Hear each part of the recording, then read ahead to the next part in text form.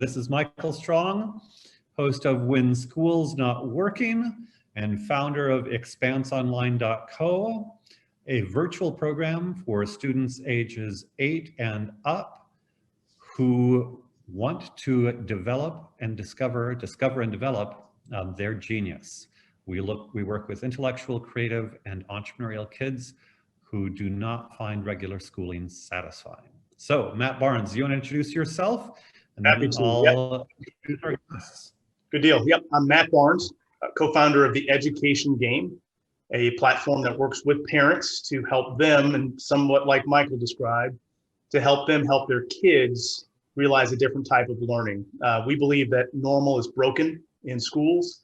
And so we believe from now on, weird wins. And so when I look at these two, they're weird, but they're winning. And this is what I think should become the new normal. So that's me, Matt Barnes, with The Education Game. And one of these days, everybody who's in school will be weird, and everybody who is on alternative paths will be the normal. That's it. But it's with great pleasure that I introduce Allie and Mikey Arman. They are the children of very good friends of mine, Jessica and Justin Arman, and they have had a unique path, which among other things, I would say helped them become remarkably mature and confident, but rather than continue to flatter them as I would like to do, I will let them tell their own stories and you can make your own judgments or have your own impressions. So without further ado, we'll start with Mikey the elder. Mikey, tell us a little bit about your story, your path in education, and where you landed after being a weirdo all your life. Yeah, definitely. Thank you guys for the amazing introduction. I very much appreciate the flattery. My name is Mikey Arman. I was a public school student up until about halfway through 7th grade, where my parents and I kind of made the decision to transition into homeschooling. And I did that for the rest of my life up until adulthood. I'm now 20.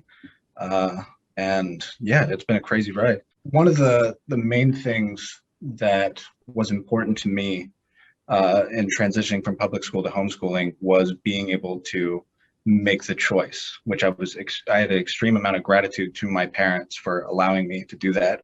They kind of broached the topic to me about being homeschooled, and it was a very long conversation of the concerns that I had, which now just feel extremely minuscule compared to, the life that I lived and the experiences that I've had.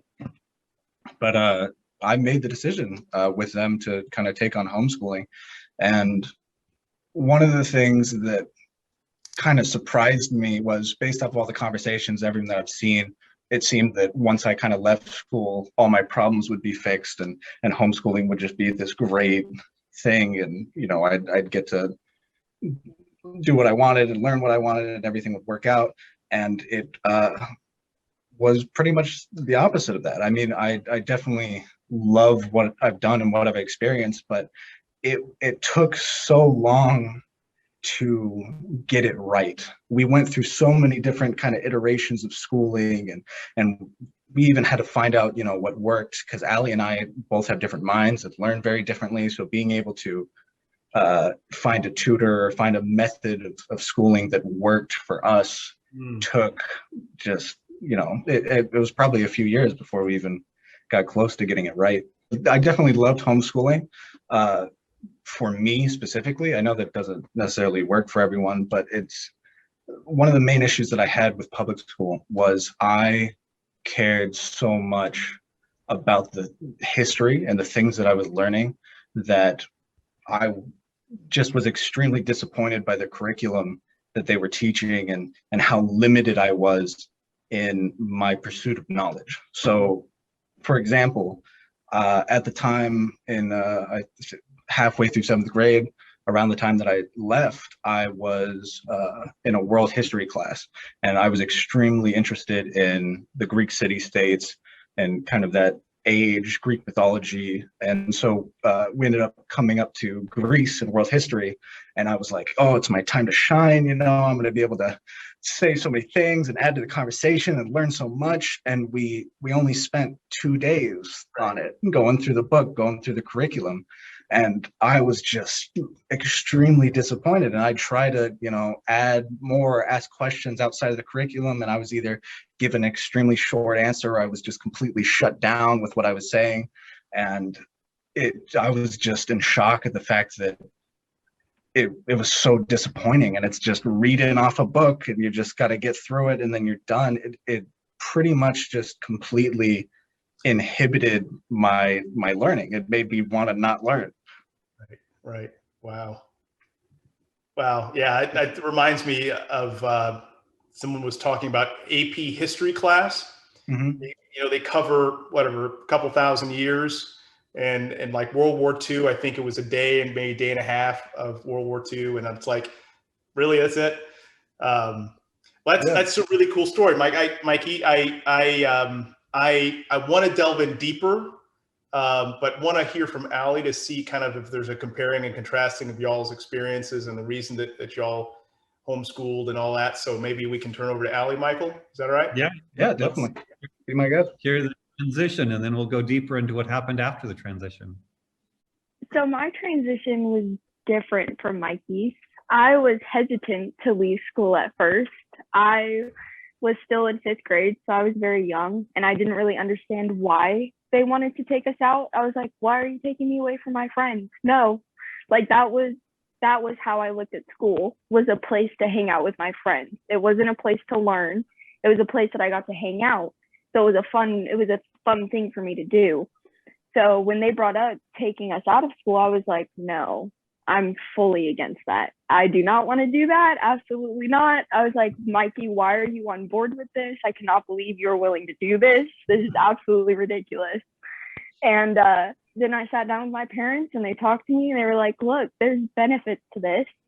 You learn differently. I'm a very hands-on learner. I'm also a visual learner. Like I have a photographic memory. So seeing things written out makes it easier for me to remember. And being in public school, the teaching is not like that. So I wasn't being catered to as a student, so I didn't really feel like I was excelling educationally. I didn't feel like I was getting smarter. I was learning new information. I wasn't retaining anything I was learning because I didn't learn the same as everybody else. So when they mentioned that view of it, I was like, oh, this could be beneficial to me. Oh, I might like this. So I was like, okay, let's do it. So they took us out and they were like, okay, we're going to go through a period of unschooling. You're going to forget everything you learned. We're going to start over. It's going to be great. I was like, awesome. No school? Great. This is going to be cool. So we stopped doing school. We completely just lived our lives how we wanted to for about a year. And then I went to my dad and I was like, I need to learn something. I cannot do this anymore. I need to learn something. I have to have some kind of new information coming into my brain. And so we started searching for tutors and for ways to learn and academies that we could join. And then we found Brett, our tutor, and he made me want to learn. Not at first, because I was still like in that unschooling stage and I was like, oh, I don't want to do school anymore. But I also it was eager to learn at the same time. So it was a weird balance. But when we found him, I was just like, yes, like this is it. I can finally I don't know. I felt like I could finally excel. So when we started doing that, that gave us the opportunity to, travel, like we said. And traveling definitely opened my worldview and my, hold on, I'm blanking. Well, while you're blanking, I want to say I think it's so cool that, first of all, we tend to celebrate the leaving school. I actually think it's so cool to have a reluctant school leaver. Yeah. So I love your story of, hey, mom and dad, what are you doing? And even your brother's almost like betraying you. Hey, Mikey, whose team are you on? I think I was like, why are you on board with this? Very, very much so, yeah. Crazy. Yeah. So maybe we can jump in a little bit. I'm chomping at the bit a little bit here, guys. So so I want to try as best you're able to get into your parents' head. So it sounds like Mikey wanted it. And then again, I've kind of been in a situation too, where like if one child is making a change, it's hard to have two children in two different models. Was that part of why they then came to you, Allie, and said, hey, let's talk about this? Because he was going to be moving out, and now how do we do life together? I definitely think that that was a big part of it, because they kind of were like, oh, how are we going to balance one kid going to public school and then have one kid at home? Yeah. So I think they definitely were trying their best to get us both on the same page, because they wanted the same thing for us and the same path. Yeah. So. And then, I'm sorry, Michael, one question. How long did you say it was before both of you started to want to dig back into academics?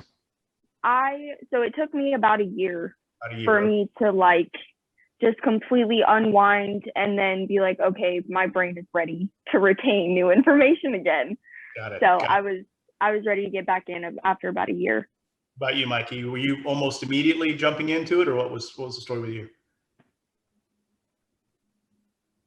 Mikey? Is he frozen? He's frozen. Yeah, he's frozen. Michael, you yeah, I mean, actually, I was going to ask Mikey when he comes back, but Allie, do you remember if it was Mikey's idea first to leave school, or if it was your parents' idea to take Mikey out, or was it kind of a negotiation between them?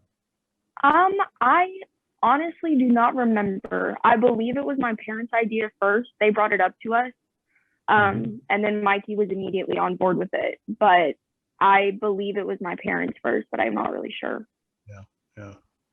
I think Michael. I think it's a hard idea for a young person to propose, because they don't. I mean, I don't know. Did you guys know any homeschoolers at the time?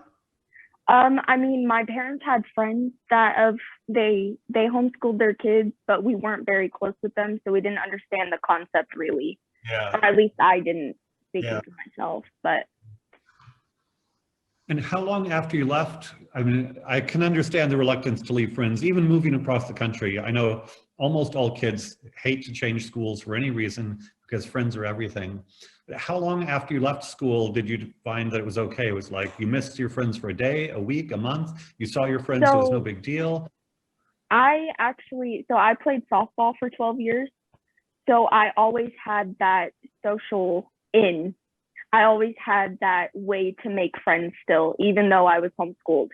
I still kept in contact with a lot of my friends after I did leave school, but I did, a lot of them fell off and we're not friends anymore. But I would say that it made it easier for me to make friends now that I was homeschooled rather than being in public school. It was way easier for me because being homeschooled, I was a lot more open to people than I feel I would have been if I was in public school and had that like closed-minded of how the world was supposed to look.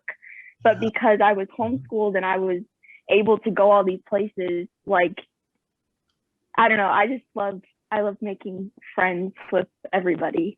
And I feel like I wouldn't be that way if I was in public school. So that's interesting, because my daughter just celebrated her 17th birthday, and she had friends over on Saturday, and 5 different friends from 5 completely different contexts, musician, a swimmer, public school person, a homeschool. I mean, they were all mixed up, and they had a great time. And that kind of diversity doesn't show up usually in a traditional setting. Exactly. That's what I love about it, is that you get the chance to connect with people from all different worlds, all different backgrounds. It's a great way for you to see how other people live. I don't know. I love it. Would you say you had a good homeschooling community? That is I know Austin has, I think, a richer homeschooling community than a lot of places. Do you think that's part of it, or even without the homeschooling community, you would have had a rich social life? Our homeschooling community was our family. We didn't really get into the big homeschooling groups like a lot of other families did. We mainly kept it within our own circle. So we weren't learning with other kids. It was just me and my older brother. So it was just the two of us, and we had each style of learning, and our tutor catered to each of us, and it was great. So Cool. I'm so welcome back, Mikey. Sorry you dropped off. I'm very eager to get to the travel piece. So I'd love to hear from, okay, leave school, you're doing various stuff. Next thing we know, you're traveling all over. Give us a little bit of context. How did you go from, book learning to flying around? Definitely. Mainly my amazing father, who just loves pushing me to do all sorts of crazy things that I don't think is a good idea in the beginning, but then, I end up loving. He's kind of a smart guy. So yeah, it was my first kind of international trip that I ever took was to Bali, Indonesia, and there was for Liberty International, which is an organization that he was working with at the time. They were having a world conference to discuss kind of just all the different kind of political various goings on in the world and trying to promote liberty and freedom. So I went there, and that was kind of my first excursion. When I first landed, how old were you? How old were you? I was supposed to have I was 14 years old, so very young child to be sending off into very far part of. Wait, time out. Mike, I think you froze up again, but I got to know, did you go there alone? All right, he froze. Allie, you got to answer that question for me. He did. Everything. He did. Yep. Okay. He went to Bali alone. So 14, dad puts him on a plane to go to Bali for a conference. That is unbelievable. I'm so eager to hear more about that. I want to talk to your parents too, by the way. Actually, exactly. Their side of it. I would love to hear their side. Their parents on later. What did you think or was it no big deal at all? You were just like, oh, okay, he's going on a trip? Oh, no. When he said he went, I was like, are you crazy? Are you crazy? By yourself? Why would you do that? And he was like, no, it's going to be great. Watch. It's going to be great. Now, wait, this is your dad saying this? No, this is Mikey. I was talking to Mikey. I was like, what? Oh, so he was excited about it. He was very excited. He was terrified, though. He was absolutely terrified. Yeah. That is fantastic. Sorry, Mike. Did you and your mom both think crazy? Who was on board with this trip? My mom was so excited for Mikey, but the thought of him being in another place without her alone was the worst idea ever. And she was just, the whole time he was gone on the plane, she was at home panicking. She was like, oh my gosh, I hope he's okay. I hope he's okay. Oh my gosh, like freaking out. I was like, Mom, he's going to be fine. He's going to be okay. But I'll wait for you. I'll wait for you guys to hear the story because it gets crazy. Well, maybe the internet gods bless us this time around. All right. I've moved. We're right next to my router. So hopefully that improves things. Awesome. So yeah, we're on pins and needles waiting to hear this story, Mikey. So yeah, about you. So tell us. So I ended up being when I flew into Bali, I was supposed to have a phone working so that I could call my family and if I had any issues or anything like that. But that ended up not working out. The plan that we had signed up for did not work with the phone I had, so I had no way of contacting my family in any capacity. I was going to have a driver that was supposed to meet me, but unbeknownst to me, I had arrived an hour earlier. And so I waited about 30 minutes and then, started to panic and freak out as a 14-year-old in a country where no one really spoke my language and didn't have a way to contact my family. And so kind of just survival instincts kicked in, I guess. And I decided that I had the address, so I was just going to hop in a taxi and hope that he could get me there. He told me that he knew where the place was, and then we took off. It was about a 30-minute ride. And then when we started to get close, he started to pull over and ask people for directions. So stressing me out, I was calm and collected in the car. I'm like, oh, it's fine. I'll get there. It'll be okay. And then he started asking people for directions. He asked about 4 people and none of them knew where it was. And then just by chance, I happened to see the address kind of off on the street. I just happened to pick it out. And so I was like, go here. And I made it.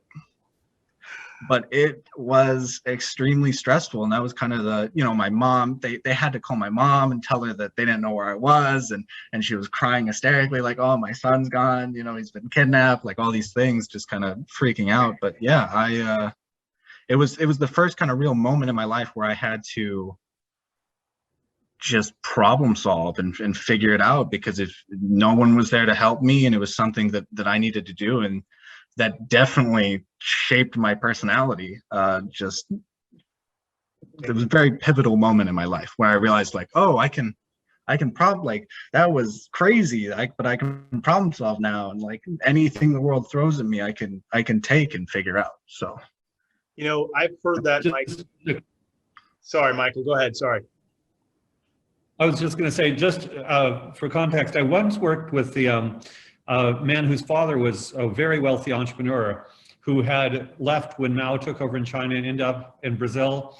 But he said that the ideal education would be to drop kids off in a random city and have them find their way back. Yeah. Just, that kind of real world problem solving, it's incredible. You really learn. Definitely. Definitely. Now. And I also have heard that, we had a really interesting guy on the show a few weeks ago named Michael Thorup, who traveled all around the world starting at the age of, I think, 17. So you had him beat, Mikey. That's what I'm talking about. Right. But every day were thousands of problems that he had to solve, from little things like, where's the restroom, and how do I change my money, and where's the place to sleep, to big things like, how do I keep my money safe? And right, I mean, incredible. So that's amazing. So that was just day one, right? That was just when you arrived. First trip ever. Yeah. So this was a conference. And so once you got in the conference, you were connected with other English speakers and everything was good. Yeah, everything worked out, went through the conference. And then after the conference, I stayed a few days extra, and we had a few excursions that we went on just to kind of experience, a different country and things like that. And so I remember one of them was a volcano climb. So we climbed an active volcano and got to see the sunrise, which meant that we had to wake up extremely early. And me, being the irresponsible 14-year-old that I was, stayed up till about 1 o'clock, got like 3-4 hours of sleep before I had to go do this long climb. And so I remember just being an absolute menace to everyone around me and complaining the entire way about how tired I was and how horrible this was, and just moaning and groaning, asking to take breaks every time I got tired. And then we reached the top eventually, and I saw the sunrise and just had this incredible, just like self-realization of the fact that I was complaining about climbing a volcano in Bali, which is something that probably no one that I know would ever experience. All of my friends back home would never experience. And I was just taking it horribly. And I was just being just rude and horrible about doing something so incredible and amazing and life-changing. And so I apologized to everyone, and just very much enjoyed that. And it's actually because of that one of my friends and like mentors that I met there, Lee, she said that my reaction to that was what caused her to invite me to go traveling with her again. So I ended up traveling with her to numerous other countries, and I've gone to other conferences with her, but it's because of my realization that I had and that experience. Nice. Beautiful. That's beautiful. Yeah, definitely. But yeah, I've been to over, I think, not to brag, but I've been to over like, I think 25 countries worldwide, just with her, and just kind of seeing and going to conferences and different like, Liberty camps and things like that. And then also I have the the business side, which is us going and working trade shows and making money for our family and doing things like that. So to Michael Strong, so maybe we can get Allie's kind of pivotal moment, and then because I'd like to hear more about this business side of it as well. Is that right? Allie, do you mind kind of, was there a moment that you can kind of point to that kind of shifted your thinking and your approach? So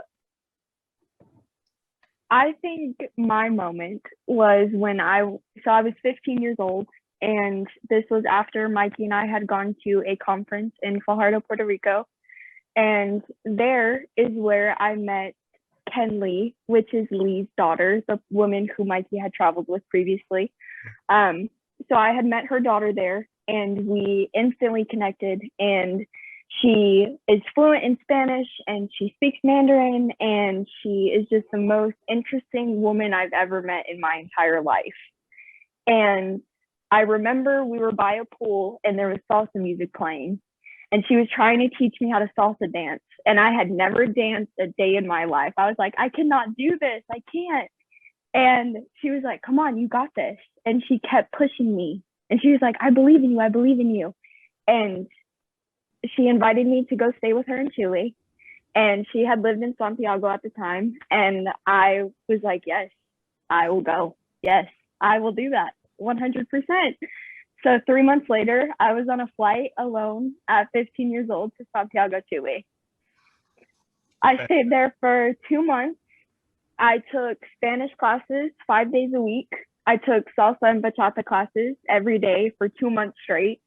I got to take a little trip to Lima, Peru, where we stayed out at salsa clubs all night. And it was just the most amazing thing I've ever experienced. So I think that getting to feel that independence, I was like, oh my gosh, I feel like a whole new person. Like, I just felt like I had become a whole new level of being that I didn't know that I could become. And it was just, I wanted to continue feeling that free. So I think that was my moment, it was just being in Chile and being able to experience life as a Chilean. I was like, oh my gosh, like, I feel like a free person. This is great. So just that whole experience was very eye-opening for me. Well, I'm guessing you probably had similar kind of problem-solving circumstances, or at least being stretched outside of what you thought you could be, and that's fantastic. So, Michael Strong, I think you had a question or something, right? Yeah, no, that just, first of all, I'm thinking often we talk about various kind of problems in schools, and of course somebody could do a summer program and kind of do what you guys did, but I think it being a way of life, I imagine, was really, it's one thing to do a summer program, it's another, this is my life.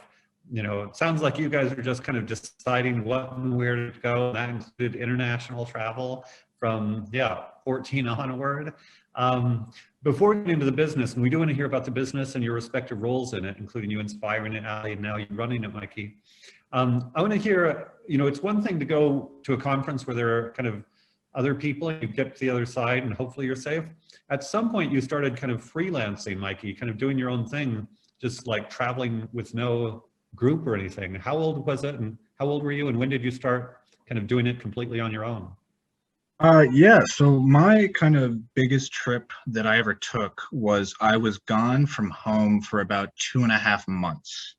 And so a month of that was in Australia, where we had done, with my family, we had done kind of a trade show there, and then just kind of stayed and spent some time. And then I ended up going off with Lee, and we kind of hit a bunch of different countries. And then there was a period of time for about a month after that where I went to Spain kind of by myself, and stayed in, my friend loaned me his apartment, and I was able to stay there and kind of experience Madrid and Barcelona just completely by myself.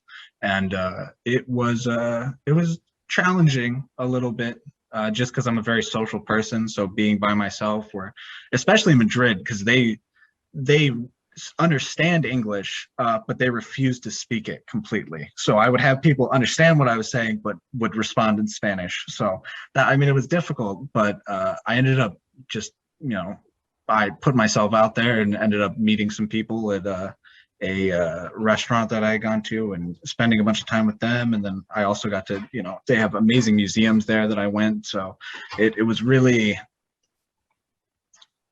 really crazy, but at the same time, one of my favorite trips that I've ever been on. How old were you? I was 15 years old. So about a year after the Bali trip. Yeah. So look, Yeah, Michael, my parents are crazy. So cool. No. So they're weird, and this is the same kind of weird that I want everybody to actually start to embrace. And I'll tell you, just to be, I'm making some notes. I'm now starting to piece some dots together and go, oh yeah, my kid could go, abroad this summer or maybe next fall. And yes, I know someone who would be happy to, right? I'm starting to piece those things together, and it was not something that was on my radar. I hope other parents that might be listening to this start to realize that travel is the best form of learning, and maybe, pushing the child out, and exploring some of that too. So thank you guys for that inspiration. Well, definitely, because that's the thing, which is why I have just an extreme amount of gratitude towards my parents, is because if they never would have created those opportunities for me, I would have missed out on literally the world. All these amazing stories and experiences that I have that have shaped my worldview and my personality and, my ability to socialize and have conversations and come on podcasts and talk about my life, is all because of the opportunities that they created for me. So I'm definitely thankful. Fantastic. To say the least.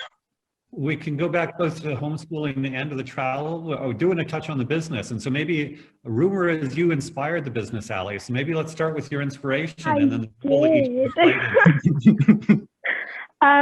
So I had multiple mouth surgeries by the time I was 4. So my mom was trying to find alternative routes for me to naturally help my teeth. We couldn't find anything that didn't have fluoride in it, that wasn't harming my teeth in some way, that wasn't being abrasive to my enamel. So my mom found activated charcoal, and she found bentonite clay and all the other products, and she started using it on me, and it worked. And we found out that not only did it get rid of plaque and it helped decaying in your mouth, but it also whitened at the same time. So we were like, oh my gosh, this is the holy grail. Like, this is amazing. So I hacked into my mom's Facebook page, and I posted a before and after picture of me using the product. And you can see the difference. And everybody started commenting on it, being like, where do I get this? How do I get this product? How can I get my hand on it? So we started giving it to friends and family, close friends and family, and then they would tell their friends about it, and then we would give them a jar for free, and we were just giving product away for free left and right. And then we were like, wait, we can get paid for this. So then we turned it into a business, and then it went global, and then we got to go on all these amazing trips, and it was so crazy to think that all started because I had mouth problems. Right? That's crazy. But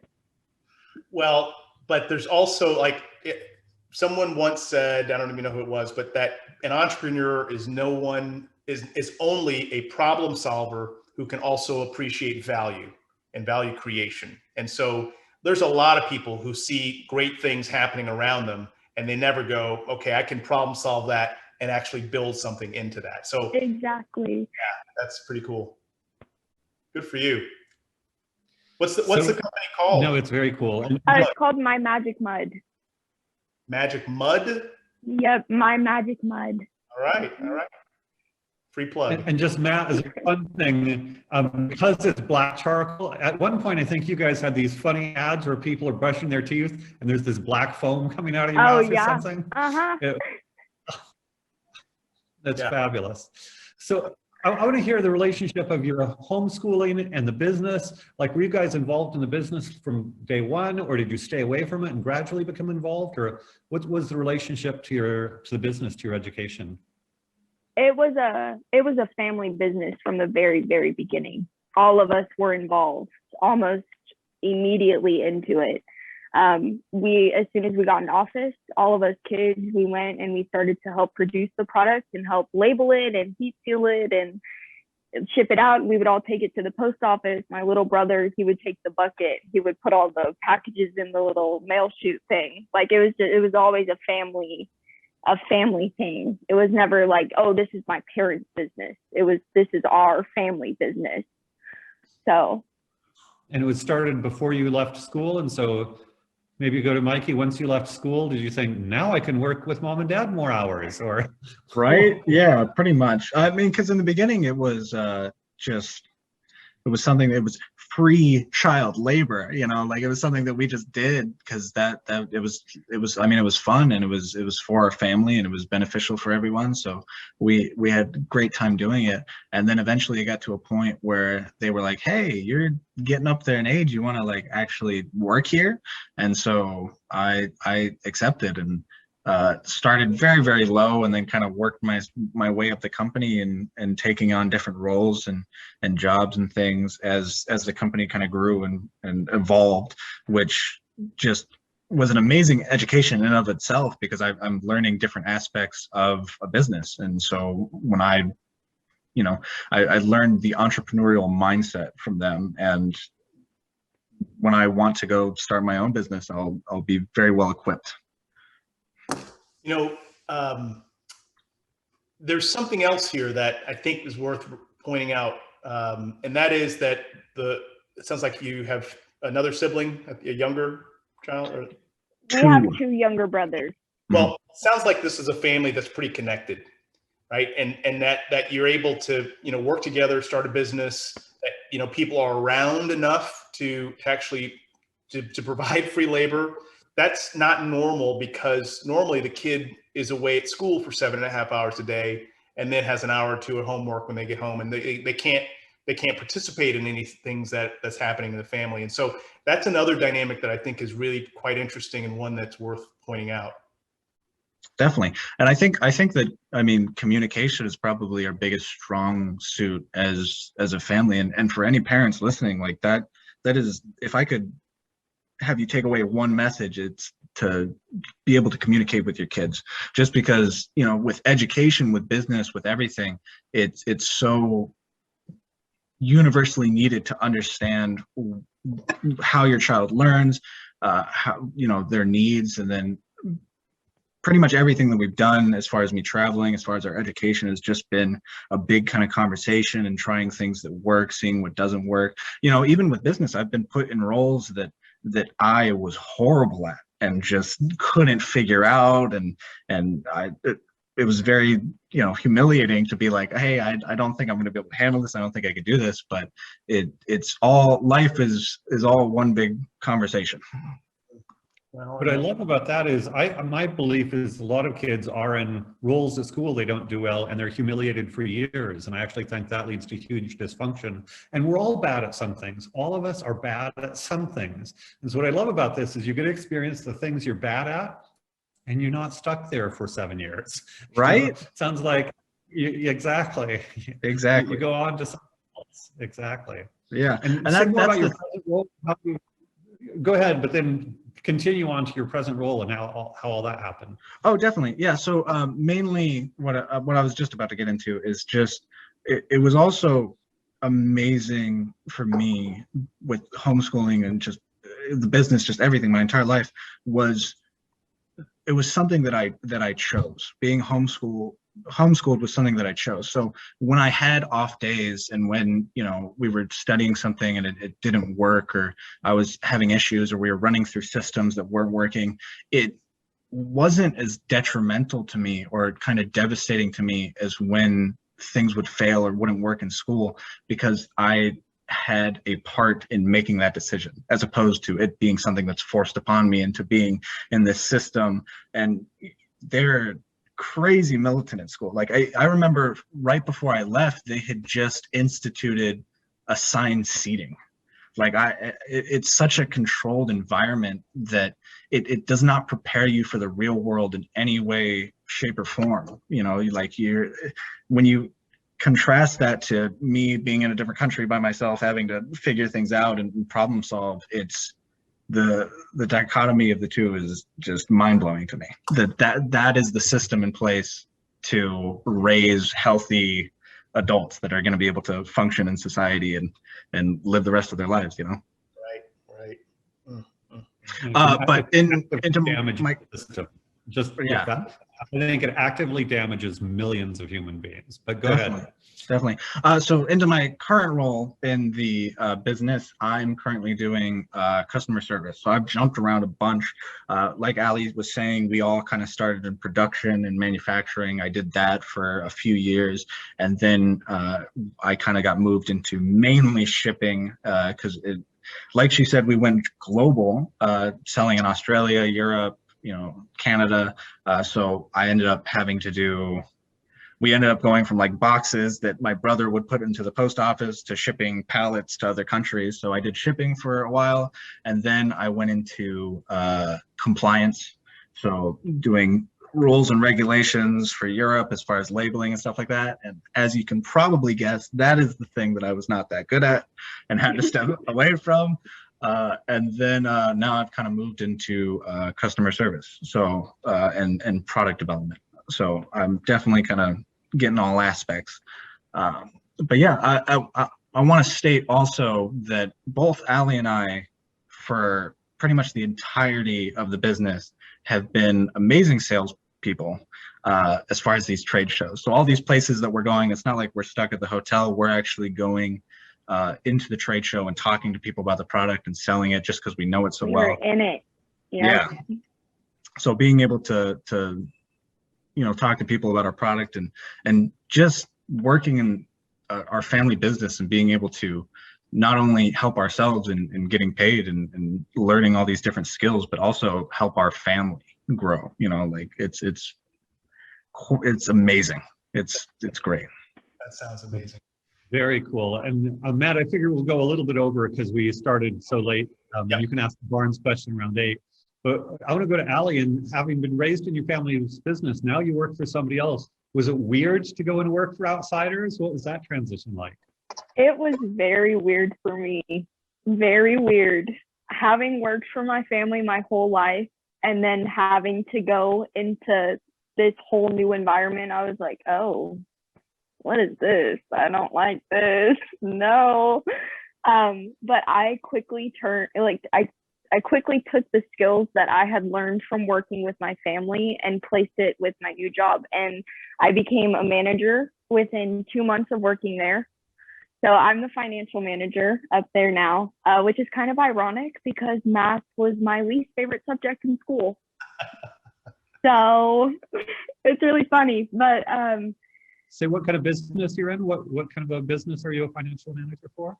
So it's called Eskimo Hut. It's like a drive-through daiquiri place. It's really fun. It's very fun. Yeah, I love the people I work with. The environment is great. So.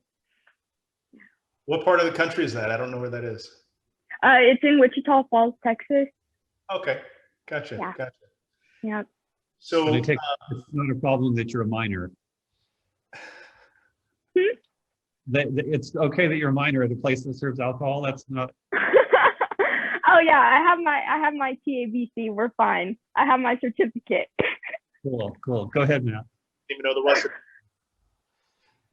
All right. So when you went to this new company, do you feel like you were well prepared in your family business to now move into another? What about the family business prepared you for this new role? So in my family's business, I had a lot of manager roles. So I was in the creative department. I was kind of the overseer of all the projects and made sure that everything hit their deadlines and that they got their projects in on time and that certain things matched up with other things and that, nothing was overlapping. So I had kind of the time management and the managing other people experience, and being able to problem solve from my traveling experience was just immediately like, it all clicked for me. So going into it, it was scary, but I was like, I got this. Yeah. I got this. I was away from my family. It was terrifying at first, but after my first day, I was like, this is going to be a breeze. I have all of the skills I need to succeed. And see, Michael Strong, that is what I want every young person to say when they're 18, 19 years old, that I have all the skills I need to succeed in an adult world, instead of coming out of high school and going, okay, now I've got to build the skills that are in demand. You know, she mentioned managerial skills. She mentioned problem solving skills, obviously some creative stuff going on there. I mean, all these are skills that you just can't get in a traditional model. So I applaud you. I really do want to talk to your parents. I really do. They're amazing people. They I'm sure we really can are. set that up. I'm sure they are. I want to do that. Should I go ahead and ask my question, Michael? Strong. One bit of commentary, and then we can let you do it. But I just want to point out, kind of coming off what you just said, Matt, that yeah, you know, sometimes people are proud when their student goes to college and maybe gets an MBA and maybe at 30 is a manager or something. And I like just how routinely Allie's saying, you know, you're what? How old are you, Allie, right now?